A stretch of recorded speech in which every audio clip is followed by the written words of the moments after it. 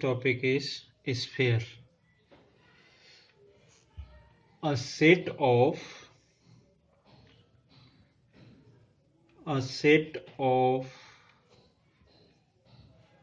all points in space which are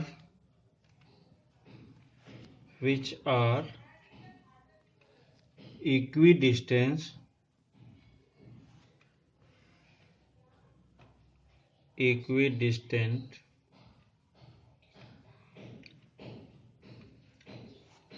from a fixed point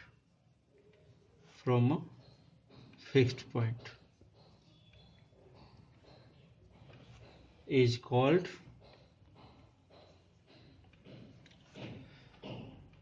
a sphere. Means यहाँ पर एक थोड़ा सा जो ध्यान देने की, a set of all point in space means it is a 3D shape. 3D means इस टाइप से इसमें लेंथ भी होगा, ब्रेथ भी होगा, हाइट भी होगा, मीन्स रेडियस के थ्रू. ये सॉलिड चीज है इसलिए स्पेस दिया. अगर इसी चीज को अब set of all point in the plane अगर हम बोल देते, प्लेन इट मीन्स क्या हो जाता है, ये सर्किल का डेफिनेशन बन जाती है अगर प्लेन होता तो. But here a set of all point in the space which are equidistant from a fixed point is called a sphere, and fixed point is called a center. Fixed point means it is equals to O. It is a center of sphere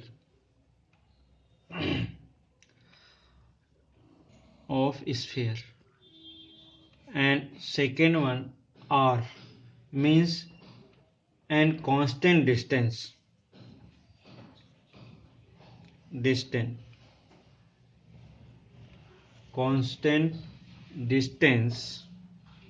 means क्या हो रहा है, constant. अगर यहाँ पर भी this one are, अगर यहाँ पर भी रेट लेंगे तो भी आर होगा, यहाँ पर भी ले लें ये भी आर होगा. मीन्स सभी जगह ये डिस्टेंस क्या है, इक्वल है. रेडियस ऑफ ए स्फीयर क्या होता है, हमेशा इक्वल होता है.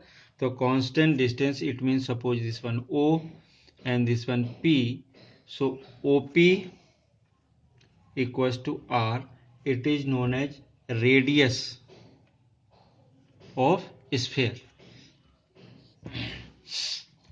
अब इसके थ्रू इसमें दो तीन चीजें, हेमिस्फीयर भी है, स्फीयर भी है. पहले अपन बात कर रहे हैं स्फीयर की. तो सरफेस एरिया ऑफ स्फीयर. अब इसमें एक चीज, वहां पर CSA और TSA होता था. यहां पर CSA की बात करें, CSA and TSA both are equal, क्योंकि ये है कैसा, राउंड फेस में सब कर्व ही है, और टोटल भी लेंगे तो भी पूरा पार्ट मिलेगा. तो TSA and CSA both are same. तो इसको हमने क्या लिख दिया, surface area. It is known as suppose S equals to 4πr square unit. ये हमेशा इसी में होगा. एंड इसी का अगर बात कर रहे हैं, टोटल सरफेस एरिया भी यही है और सरफेस एरिया भी यही है. Total surface, curve surface both are same. Second part आता है, सपोज अगर इस पार्ट को, अगर इसको अपन ने क्या किया, एक बाउल शेप मीन्स एक स्फीयर को हमने कट कर दिया, तो ये क्या बन गया, hemisphere. It is a hemisphere.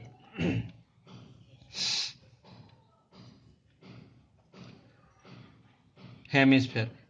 इस वे में ये रेडियस R, ये भी R, ये ऐसा हो गया. तो इस केस में अगर देख रहे हैं, अब यहां पर CSA होगा, क्योंकि ये क्या है, CSA है, और TSA में ये plus top.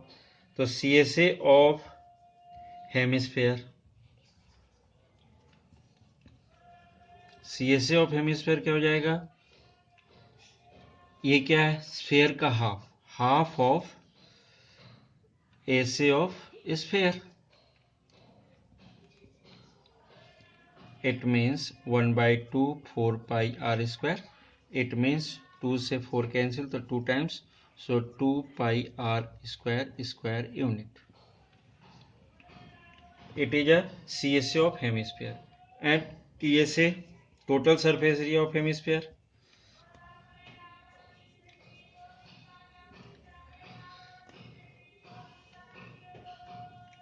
Total surface area of hemisphere में क्या हो जाएगा, CSA प्लस एरिया ऑफ, क्या बोलते हैं उसको, टॉप, एरिया ऑफ टॉप, ये जो पार्ट बन रहा इसकी। तो ये क्या है, एक सर्कल बनेगा पूरा ऊपर, तो ये क्या हो जाएगा 2 pi r square plus pi r square, so it is equal to 3 pi r square unit. It is a TSA of hemisphere. Means अब इस केस में सपोज अगर सेल की बात करेंगे तो सेल में क्या होता है, अगर हेमिस्फेरिकल सेल या ये इसका स्फेयर के लिए अगर सेल की बात करते हैं, स्फेरिकल सेल, तो ये किस टाइप के होते हैं, ये एक ये सर्कल दे दिया अपन ने स्फेयर बनाया, एक ये दूसरा स्फेयर बनाया।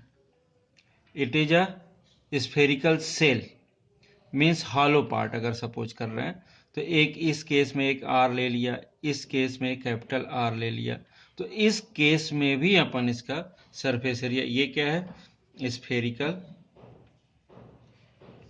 Cell.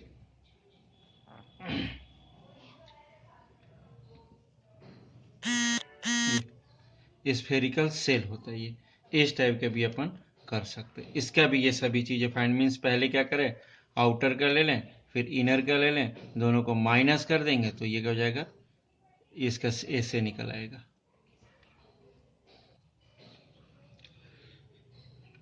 Exercise number 13.4, question number 1.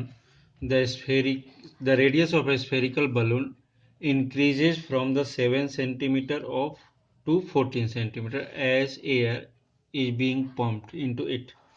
Find the ratio of the surface area of the balloon in the two cases. Two cases means what?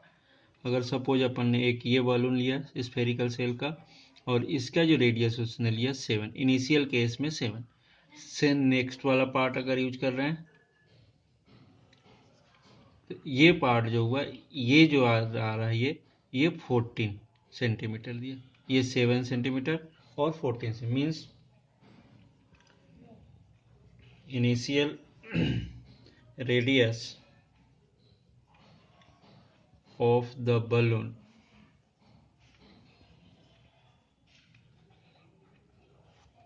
suppose this one R1 equals to 7 centimeter, and next one is last one, final radius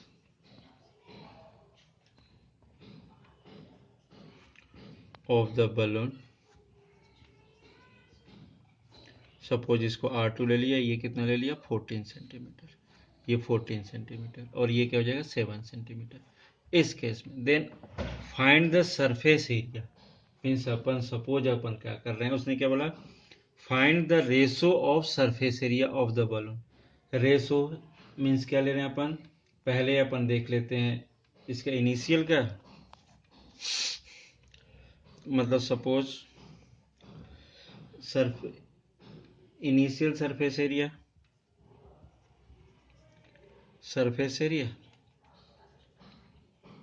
area upon final surface area. अब इस case में अगर surface area में तो 4 पाई r square होता है, तो ये क्या हो जाएगा R1 स्क्वायर, और फाइनल में 4 pi R2 square. So here this one, suppose this one S1 upon S2 equals to 4 pi and 4 pi cancel, so R1 upon R2 whole square पूरा पार्ट, ऐसा भी लिख सकते हैं। So S1 upon S2 equals to R1 means 7 upon 14 whole square, तो 7 2 जा, so it is equals to S1 upon S2 equals to 1 by 2 whole square. So last line S1 upon S2 equals to 1 by 4 means answer अगर अपन देख रहे हैं इसका, तो S1 ratio S2 equals to 1:4. It is a answer. It is a question number first. हाँ, इस question में एक चीज और देखना, the radius of a spherical balloon increases from 7 centimetre to 14 centimetre as air in the being pumped into it.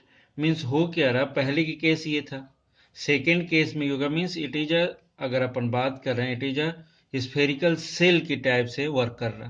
पहले ये था, इस केस में अपन ने सरफेस एरिया निकाला इसकी, फिर सेकेंड केस में सरफेस एरिया निकाला, और इसका चूंकि रेशो पूछा था तो रेशो फाइंड कर लिया, means this one divided by this. एक ये क्या हो जाएगा अपना R2 था ये हमारा, और ये क्या हो जाता था R1 था। इन दोनों का रेशो लिया और डायरेक्टली सॉल्व किया। अब क्या होता है, पहले इसको फाइंड करो फिर इसको फाइंड करो, ये उतना वर्क मत करो क्योंकि कैलकुलेशन बढ़ जाता है। तो कैलकुलेशन कम करने के डायरेक्टली रेशो करो और उसको सॉल्व कर दो।